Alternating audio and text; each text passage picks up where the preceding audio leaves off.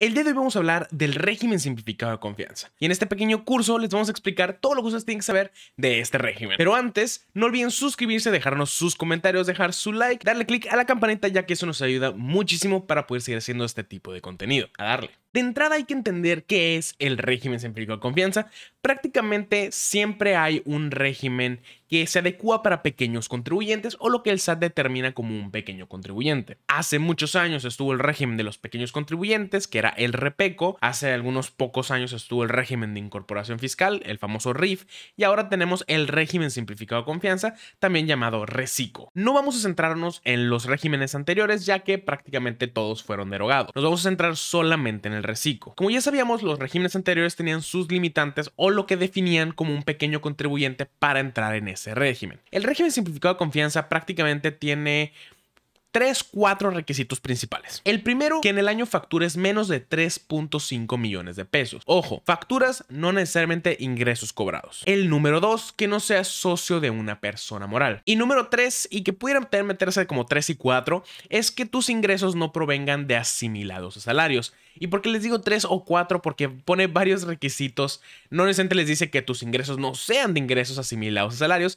sino que te pone varios ejemplos. Entre ellos, que tus ingresos no provengan de un asimilado salario, y el segundo, que tus ingresos no provengan de un cliente preponderantemente que pudiera asimilarse a un salario. Ahora viene la pregunta del millón. Todos sabemos, o la mayoría de nosotros, que el régimen simplificado de confianza, para poder darme de alta en él, yo tenía que hacerlo a más tardar el 31 de enero del año vigente, en este caso 2022. Pero ¿qué pasa si, ya no entré al régimen simplificado de confianza y quiero entrar en él? Y aquí es donde entran en juego las reglas misceláneas fiscales 3.13.1, 3.13.2 y 3.13.3, que prácticamente todo el apartado 3.3 es el que nos habla del régimen simplificado de confianza. Pero estas 3 en específico nos hablan de la inscripción al RECICO, de la actualización y cambio al RECICO y de cuándo se deja de tributar en RECICO. Hasta antes del 9 de marzo de 2022 teníamos en esta regla 3.13.1 que para yo poder entrar a RECICO solamente podía entrar antes del 31 de enero. Sin embargo, el 9 de marzo de 2022 se hizo un cambio publicado en el Diario Oficial de la Federación,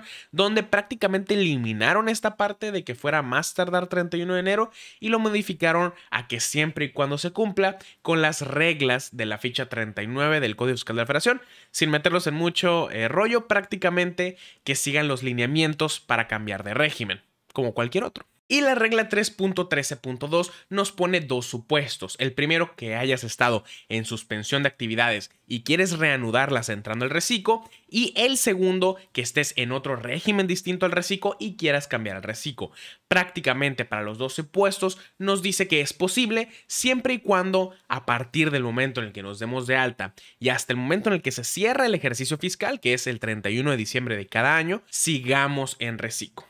Ya que en el momento que dejas de tributar en el régimen simplificado de confianza, tal y como lo indica la regla 3.13.6, lo que tienes que hacer justo en el momento en el que dejes de tributar en el RECICO, suponiendo porque creaste una persona moral o suponiendo porque superaste el límite de los 3.5 millones, vas a tener que agarrar todos los meses del año que hiciste tus declaraciones conforme al RECICO, hacer las complementarias, es decir, las correcciones y tributar conforme, por ejemplo, al régimen general. Es decir, que si estás pagando aproximadamente un 2% de impuesto sobre la renta, cuando hagas tus complementarias a lo mejor, digamos, se eleva a un 20, 25 o hasta 30%, pues tendrás que pagar el restante de impuesto sobre la renta que no se pagó. Ahora hay que entender un poquito cómo va a funcionar el tema de los ingresos en el régimen simplificado de confianza, para entender uno de los mayores beneficios del régimen simplificado de confianza. Primero que nada hay que entender que el sistema de declaración del régimen simplificado de confianza es, digamos, vamos a ponerle automático entre comillas.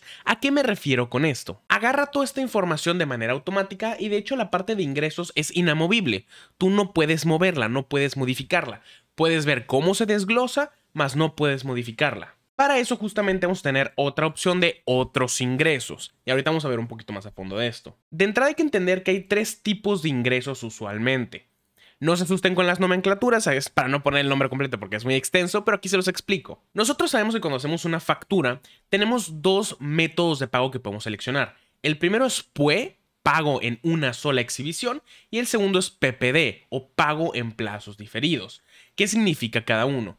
Si yo facturo algo en PUE, supongamos que es algo que ya está pagado. Por ejemplo, si yo soy una ferretería, si yo soy algún abarrotes, normalmente en el momento en el que estoy cobrando algo, en ese momento ya la transacción se está haciendo, por lo que si el cliente en ese momento solicita factura o aunque no la solicite, en ese momento se puede expedir la factura con método de pago en una sola exhibición porque ya está liquidado. Sin embargo, si por ejemplo estamos hablando de algún servicio de consultoría o cosas que normalmente son mucho más caras, que muchas veces tienes que hacer una factura para meterla a un proceso de pago que puede tardar varios días, semanas, etcétera, se suele usar o se debe utilizar el método de pago PPD, que significa prácticamente que aún no está pagada esa factura.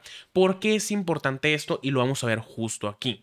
Si yo facturé en el mes, supongamos 15,000 pesos de ingresos en PUE, pago en una sola exhibición, y facturé, supongamos, 8,000 pesos en ingresos PPD, si se dan cuenta, no me lo va a tomar o no me lo debe tomar como ingresos a declarar, ya que cuando estamos pagando impuestos como persona física, se paga en base a un flujo de efectivo, es decir, voy a pagar impuestos por lo que ya cobré, no voy a pagar impuestos por lo que aún no he cobrado, aun si esto está facturado.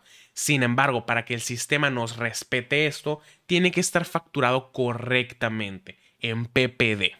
Ahora, ¿qué es lo que pasa? Supongamos que el día primero del mes yo hice esta factura en PPD por 8,000 pesos y me pagaron el día 15 del mes. Bueno, el día 15 del mes voy a hacer un complemento de pago que, como lo pueden ver, es nuestro tercer tipo de ingreso. Entonces, el complemento de pago va a ser por la misma cantidad de la factura PPD, pero esta ya lo vamos a reconocer en los ingresos a declarar. El complemento de pago es lo que nos dice que esta factura de aquí arriba ya está pagada. Sin embargo, hasta la fecha, al menos en lo que yo he visto, hay un problema en el sistema de declaraciones. Supongamos que yo hago mi factura en PPD el 15 del mes. Esta factura me la pagan el 30 del mismo mes y yo tengo hasta 72 horas para poder hacer la factura del complemento de pago. Así es como me lo pone el SAT. Sin embargo, supongamos que por alguna razón se me olvidó cambiarle la fecha para atrás o a lo mejor me pasé de este plazo de las 72 horas, entonces ya no pudo salir el complemento de pago con fecha del 30. Salió con fecha del primero, del segundo, del tercero del mes siguiente. Ahora, recordemos que el complemento de pago sale con una fecha de expedición. Sin embargo, en una parte del complemento de pago nos pide que pongamos la fecha en que se realizó el pago, que no necesariamente es la misma que la fecha de expedición del complemento de pago. Son cosas totalmente distintas. Entonces, a pesar de que el complemento de pago salió con fecha del primero del mes siguiente, la fecha de pago va a ser del 30. Entonces, de cierta manera está correcta. ¿Qué es lo que pasa? Que el sistema del SAT va a ver esa información como del mes siguiente, no de este mes. Por lo que esto me lo va a poner así. Y es por eso que hay que tener mucho cuidado con la parte de la facturación, ya que aquí lo que mucha gente suele hacer es poner esos 8,000 pesos que no está considerando el sistema en otros ingresos. Y de cierta forma está bien, porque entonces ya estás pagando lo que deberías estar pagando por este mes. ¿Qué es lo que pasa? Que en la declaración del mes siguiente puede que ya no tengas ingresos en PPD y te va a estar considerando los que salieron del mes anterior, pero con fecha de este mes.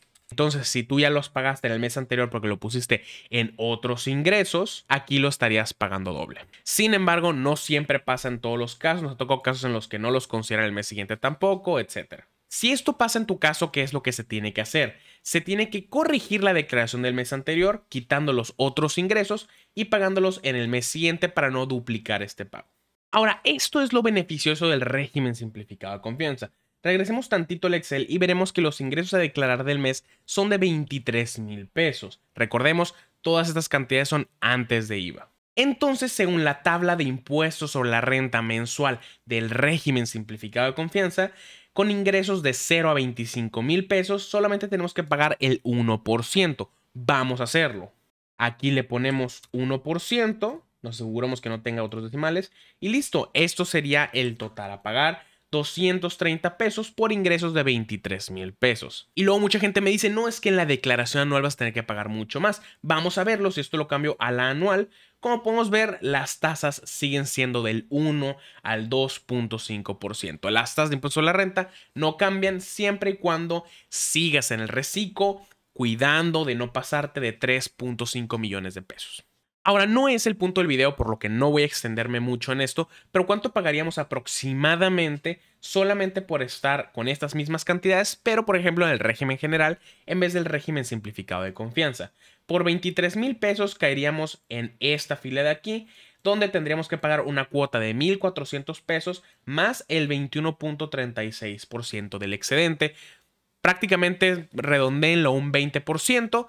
Es mucho más del 1% que estamos pagando actualmente. Entonces, ¿qué les parece? ¿Les parece atractivo el régimen simplificado de confianza? ¿Ustedes ya lo utilizan? ¿No lo utilizan? Déjenos saberlo por qué en los comentarios y nos vemos en el próximo video. Bye.